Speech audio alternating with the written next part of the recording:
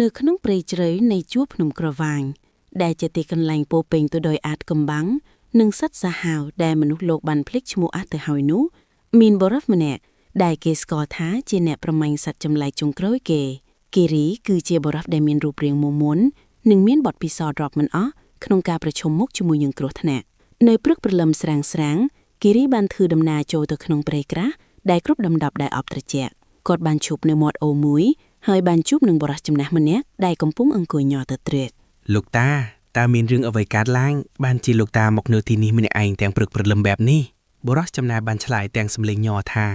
ចៅហើយប្រញាប់ត្រឡប់ទៅវិញទៅអាសត្វកំណាតនោះវាបានត្រឡប់មកវិញហើយវាបានឆក់យកគោក្របីរបស់ភូមិយើងអស់ហើយឥឡូវនេះវាដេញតាមសម្លាប់មនុស្សទៀតគិរីបានសម្លឹងមើលទៅដានជើងដ៏ធំសម្បើមនៅលើដៃភូកដែលវាមិនមែនជាដានជើងសត្វខ្លាឬសត្វដំរីនោះទេ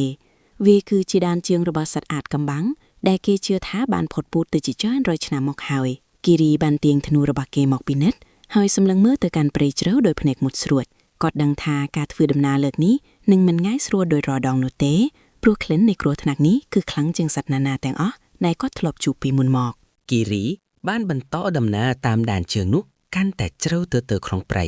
ដែលគ្មានមនុស្សណាហ៊ានឈានជើងចូលពន្លឺព្រះអាទិត្យស្ទើរតែមិនអាចចាំងឆ្លងកាត់ស្លឹកឈើដ៏ក្រាស់បានឡើយដែលធ្វើឲ្យបរិយាកាសកាន់តែងងឹតនិងគួរឲ្យខ្លាចភ្លាមនោះគិរីបានលឺសំឡេងដើមឈើបាក់បែកនៅពីមុខគេយ៉ាងខ្លាំងបង្ហាញខ្លួនមកខ្ញុំដឹងថាឯងនៅទីនោះកុំព្យាយាមលះខ្លួនពីភ្នែកឥឡូវប្រមាញ់អសោះស្រមោលដ៏ខ្មាំងងឹតមួយបានកាត់ពីមុខគេយ៉ាងលឿនវាមានទំហំធំជាងដំរីទៅទៀតប៉ុន្តែវាអាចធ្វើចលនាបានយ៉ាងស្ងៀមស្ងាត់បំផុតគិរីបានទាញដាវគ្រីសបុរាណរបស់គេចេញពីស្រោមដែលវាចាប់តាមបញ្ចេញពន្លឺពណ៌ខៀវស្រងាត់ពន្លឺនេះគឺជាសញ្ញាព្រមានថាមានសត្វអាថកំបាំងមកពីពិភពងងឹតនៅជិតនេះបេះដូងរបស់គេចាប់ផ្ដើមលោតញាប់ប៉ុន្តែដៃរបស់គេនៅតែរឹងមាំជានិច្ចគាត់បានផ្ទៀងត្រចៀកស្ដាប់រាល់ចលនានៅជុំវិញខ្លួនខ្យល់បានបក់មកនាំមកនូវក្លិនឆ្អាបនៃឈាមនិងក្លិនស្អុយនៃសាកសពចេញមកប្រឈមមុខគ្នាដោយសត្វព្រៃដ៏ក្លាហានមកគុំនៅលាក់ខ្លួនដោយសត្វកំសាកបែបនេះអីស្រាប់តែមានសំឡេងគ្រោះហ៊ីមមួយយ៉ាងខ្លាំងដែលធ្វើឲ្យផែនដីញ័ររន្ធត់សត្វចម្លែកនោះបានលោតចេញពីកំពូលព្រៃមកឈរនៅពីមុខគិរីវាគឺជាសត្វអាថកំបាំងដែលមានខ្លួនជាខ្លាធំសម្បើមប៉ុន្តែមានក្បាលជាសត្វបូវែកនិងមានស្លាបដូចសត្វប្រជៀវ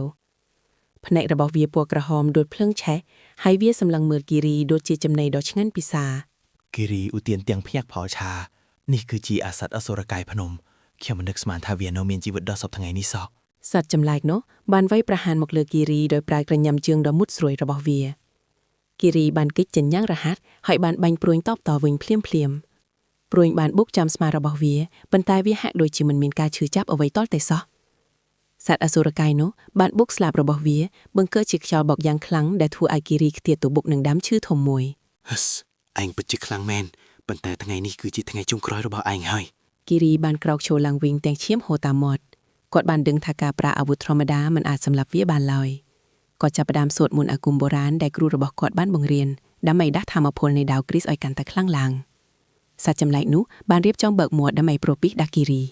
នៅពេលដែលសត្វអសុរកាយភ្នំបានព្រោះពីពណ៌បៃតងចេញមកគិរីបានលើកដាវគ្រីសឡើងបង្កើតជាខែលការពារដ៏រឹងមាំពីនោះបានរលាបាត់ភ្លាមនៅពេលប៉ះនឹងពន្លឺដាវភ្លាមនោះគិរីបានឮសំឡេងមួយបន្លឺឡើងក្នុងក្បាលរបស់គេវាគឺជាសំឡេងរបស់សត្វចម្លែកនោះឯង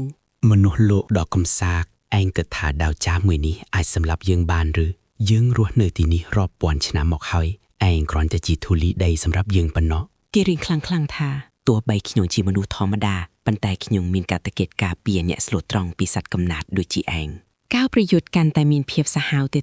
គិរីបានរងរបួសជាច្រើនកន្លែងនៅលើដងខ្លួនប៉ុន្តែគាត់មិនបានបោះបង់ឡើយគាត់បានប្រើល្បិចដោយរត់ឡើងលើដើមឈើរួចលោតចុះមកលើខ្នងរបស់សត្វចម្លែកនោះសត្វអសុរកាយបានព្យាយាមរលាស់ខ្លួនយ៉ាងខ្លាំងដើម្បីឲ្យគិរីធ្លាក់ចុះប៉ុន្តែគិរីបានកាន់ដាវយ៉ាងជាប់ហើយចាក់ទៅលើស្លាបរបស់វាដើម្បីកុំឲ្យវាហក់បានសំឡេងស្រែកធ្ងន់របស់សត្វចម្លែកបានបន្លឺឡើងពេញព្រៃនេះសម្រាប់អ្នកភូមិដែលឯងបានសម្លាប់គិរីបានត្រៀមខ្លួនសម្រាប់មហាវាយប្រហារចុងក្រោយសត្វអសុរកាយភ្នំបានប្រើកម្លាំងចុងក្រោយរបស់វាដើម្បីក្រវាត់គិរីចេញពីខ្នងគិរីបានធ្លាក់ចុះមកលើដៃប៉ុន្តែគាត់បានទាញធ្នូមកវិញហើយភ្ជាប់ដាវគ្រីសទៅនឹងចុងព្រួយគាត់បានប្រមូលផ្ដុំថាមពលទាំងអស់ដែលមានក្នុងខ្លួនចូលទៅក្នុងព្រួយតែមួយនេះគិរីស្រែកឡើងថាទៅចុះព្រួយនៃយុត្តិធម៌ព្រួយដែលភ្ជាប់ដោយដាវគ្រីសបានហោះចេញទៅដូចជាពន្លឺផ្លែកបន្តឆ្ពោះទៅកាន់បេះដូងរបស់សត្វចម្លែក สัตว์อสุรกายมันอาจเกิดพอดร้อยปร้วยบานจักตำลุตรงระบบเวียเป็นตำหง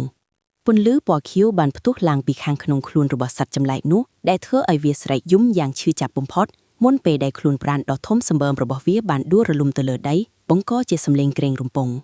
เรียงกายระบบเวียบานจับพดามระเลี้ยคลายเจียบแสงขมเมาห้อยระสัตบัดตะขนงอากาศเพียบสงบสงัดบานตรลบหมกกันไพรวิ่งมาดองเดียด វាបានចប់ហើយសន្តិភាពនឹងត្រឡប់មកវិញ กีรีบันดอกดังห้ามทมต่างออกกำลังกอดบ้านดาวตะเริฟดาวกรีสระบอกกอดหมกวิงได้เหล่านี้เวียบันบัดปันลือเฮ้ยแปรเจดาวธรรมดาวิงทั่วใบจีกอดตัวบันเจจำแนะปันใต้ระบบระบอกกอดเกิดทวนทงนะกอดบันโยกระนัดมกรุมระบวกรวดอังกวยสำรักในกรอมดำชื่อนุปนบ้านทั้งไงกรอยหมอกกีรีบานตรลบมาดอภูมิวิงแนบภูมิแต่งออกบันเจ้งมอกตัวสวากุมกอดย่างอธิกธมปัวเกจัดตุกีรีเจวีระบุรอเดบานสังโครชีวิตระบปัวเกปีซัดกำนาดเมภูมิบานิเยธาทรงออก้นลกขโมยกีรีบาขมีนขโมยเต้ภูมิยึงประหารจิโรลีบัดบองอหายตาขโมยจองบ้านเอาไว้จิกาตอบสนองเทกีรีบานิยมันติกรัวฉลายทาขยงมันตรึกาเอาไว้ทั้งอ้อดกตากาเคยแงะภูมิรัวเนื้อโดยสุขสานคือจิกาตอบสนองดอกทุ่งมังคดสำหรับเขียมหายโต๊ะใบเจียแหนภูมิสมไอกอดเนื้อสนักเนื้อตีนุกระดอยปันแต่กีรีดังทาเพียระไกจระบอกเกมันตอนจอบนุเตเนื้อมีนสัตว์จำไลจีชรานเตียดได้กำปุ้งยายีปิทบโลกนี้ในปรึกบรรทบกีรีบันเรียบจำอีวันหนึ่งอาวุธระบอกเกรวดจากเจนพิภูมิอย่างเสียมสงัด